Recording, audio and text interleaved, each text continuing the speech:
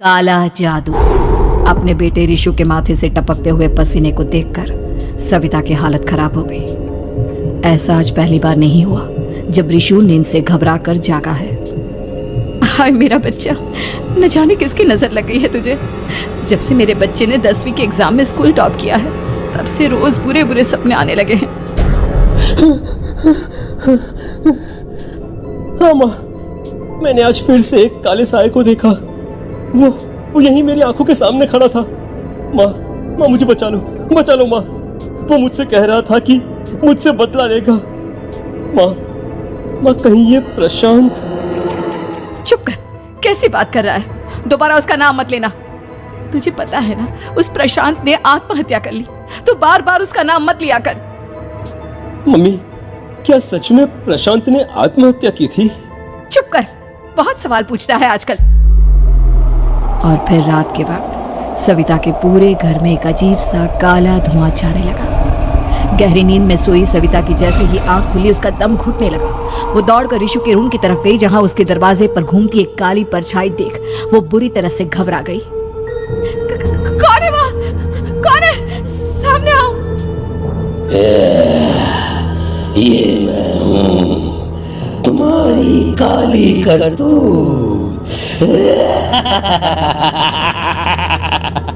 और अब मैं तुम्हारे बेटे को ले जाने आया हूँ। नहीं, मेरे बच्चे को छोड़ दो प्लीज। मेरे रिशु को कुछ मत करना। वो परछाई रिशु के कमरे में घुस जाती है। सविता भी उसके पीछे पीछे दौड़ कर जाती है और देखती है कि अब वो साया साफ नजर आ रहा था। वो सर से पैर तक खून में सना हुआ था और उसके शरीर के सारे अंग कटे फटे हैं। क्या चाहिए तुम्हें? तुम जो बोलोगे मैं करूंगी, लेकिन मेरे रिशु को छोड़ दो। उस परछाई ने रिशु को गर्दन से पकड़कर दीवार के सहारे हवा में उछाल दिया। रिशु जोर जोर से चिल्लाने लगा। माँ बचाओ मुझे, बचा लो माँ। ये मुझे मार डालेगा। माँ मुझे बचा लो माँ। नहीं, ऐसा मत करो। मुझे मार दो लेकिन मेरे बच्चे को छोड़ दो। मैं तुम्हारे आगे हाथ जोड़ती हूँ। वो परछाई रिशु को जमीन पर गिरा देती है और अचानक वहां से गायब हो जाती है। रिशु, मेरा बच्चा, तू ठीक तो है ना? कुछ बोल बेटा, क्या हुआ है तुझे? मैं ठीक हूँ माँ। क्या हुआ था यहाँ पर? कुछ नहीं बेटा, कुछ नहीं। तू परेशान मत हो। हम कल ही गांव के बाहर जो तांत्रिक महाराज रहते हैं उनके पास चलेंगे। ठीक है माँ, हम जल्द ही उनके पास चलेंगे। मुझे बहुत डर लग रहा है माँ। ये बार बार मुझे डरावने सपने आना, ये सब हमारे साथ क्यों हो रहा है माँ? अगले दिन सविता अपने बेटे रिशु को लेकर गांव के बाहर तांत्रिक के पास जाती है। जिस जगह पर तांत्रिक रहा करता था वो जगह बहुत डरावनी थी। चारों तरफ कंकाल और भूतियां नजर आ रही थी। गांव से दूर वीराने में उस जगह पर जोर से आंधी चल रही थी। रिशु ने डर कर अपनी माँ का हाथ पकड़ लिया। माँ मुझे बहुत डर लग रहा है। ये कैसी जगह है? देख बेटा, हमारे साथ जो कुछ भी हो रहा है उसका इलाज सिर्फ और सिर्फ ये तांत्रिक महाराज ही बता सकते हैं। अब यही है जो हमें प्रॉब्लम से बाहर निकाल सकते हैं। जैसे ही सविता और रिशु तांत्रिक की झोपड़ी के अंदर पहुंचे, वहां का नजारा देखकर उनकी आंखें फटी की फटी रह गई। तांत्रिक की झोपड़ी के अंदर कई सारे लोग अपनी गर्दन घुमा घुमा कर जोर जोर से चीख रहे थे। कौन हो तुम और यहाँ क्यों आई हो? महाराज, मेरे बेटे को कुछ दिनों से एक डरावनी काली परछाई नजर आती है और कल रात उसने मेरे बेटे पर हमला भी कर दिया।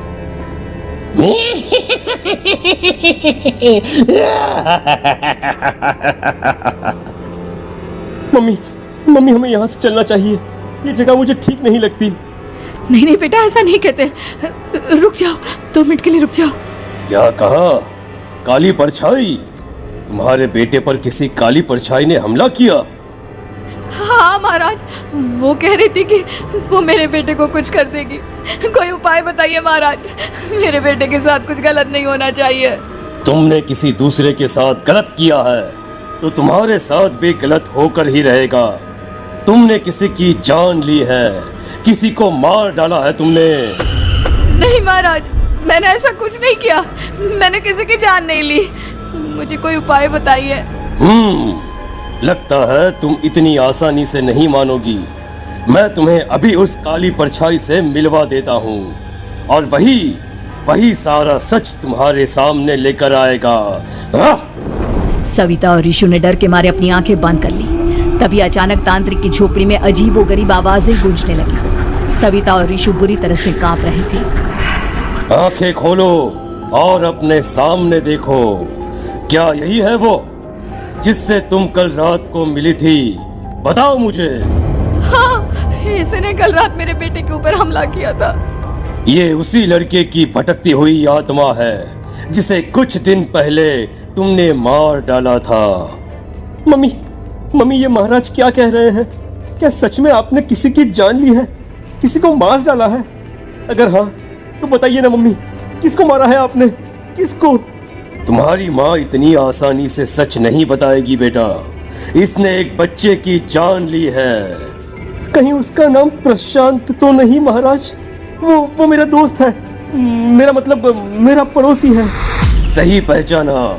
देखा सविता, तुम्हारा खुद का बेटा भी जानता है कि तुमने किसी के प्राणों की बलि चढ़ा दी और इसीलिए अब उसकी बुरी आत्मा तुम्हारे घर में भटकती है। मुझे माफ कर दीजिए महाराज, मुझसे बहुत बड़ी गलती हो गई। प्रशांत हमारे पड़ोसी का बेटा था। हर बार उसके नंबर मेरे बेटे से ज्यादा आते थे और इसलिए मैंने उसके कमरे के बाहर काला जादू किया था, पर मुझे नहीं पता था कि वो मर जाएगा। तुम्हारे उसी काले जादू वाली गुड़िया के अंदर एक बुरी आत्मा थी जिसने उस बच्चे के दिमाग पर बुरा असर कर दिया और उसी की वजह से उस लड़के ने अपनी बालकनी से कूदकर आत्महत्या कर ली। इसकी वजह सिर्फ और सिर्फ तुम हो, तुम। नहीं महाराज, जो कुछ भी हुआ मुझे नहीं पता था कि प्रशांत अपनी जान दे देगा। प्रशांत की आत्मा इस वक्त तुम्हारे सामने खड़ी है, हमसे बात करना चाहती है। बोलो क्या कहना चाहते हो?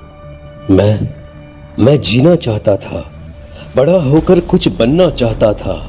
आपके बेटे से मुझे कोई परेशानी नहीं थी। अरे वो तो मेरा अच्छा दोस्त था। मुझे माफ कर दो बेटा, मुझसे बहुत बड़ी गलती हो गई, मुझे माफ कर दो। माफ करने से मुझे वापस जिंदगी नहीं मिल जाएगी।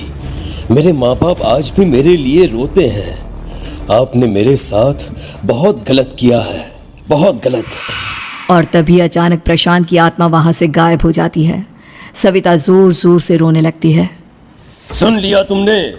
ये तुम्हारे अपने ही किए हुए पाप हैं जो इस तरह से तुम्हारे सामने आ रहे हैं। माँ, ये आपने अच्छा नहीं किया। सिर्फ 10th बोर्ड के एग्जाम में मैं टॉप कर पाऊं इसलिए आपने मेरे दोस्त के ऊपर काला जादू कर दिया। नहीं मम्मी, नहीं, अब हम कभी खुश नहीं रह पाएंगे, कभी नहीं। मेरे दोस्त की आत्मा को कभी शांति नहीं मिलेगी मम्मी, कभी नहीं। लेकिन मैंने जो कुछ भी किया सिर्फ तुम्हारे लिए किया। वो लड़का हमेशा फर्स्ट पोजीशन पर आ जाता था और इस वजह से हमेशा तुम्हारे मार्क्स कम पड़ते थे। मैंने तो सिर्फ उस पर एक छोटा सा काला जादू किया था बेटा। मुझे क्या पता था कि उसका ये नतीजा निकलेगा। जिस गुड़िया को तुमने उस लड़के के कमरे के दरवाजे पर लगाया था, दरअसल उसके अंदर एक बुरी आत्मा का प्रवेश हो गया था, जैसा कि अक्सर काला जादू करते समय हो जाता है। मुझे अपनी गलती का एहसास हो गया है, मैं प्रायश्चित करना चाहती हूँ। आप बताइए मैं क्या करूँ? प्रशांत के घर जाकर उस काली गुड़िया को वहां से निकालकर यहाँ लेकर आओ। मैं उसे आग में जलाकर राख कर दूंगा और उसके बाद प्रशांत की आत्मा को हमेशा के लिए मुक्ति मिल जाएगी। अगली रात सविता चुपचाप अपने पड़ोसी प्रशांत के घर जाती है। प्रशांत के माँ बाप प्रशांत की मौत के बाद उस घर को छोड़कर हमेशा के लिए वहां से चले गए थे।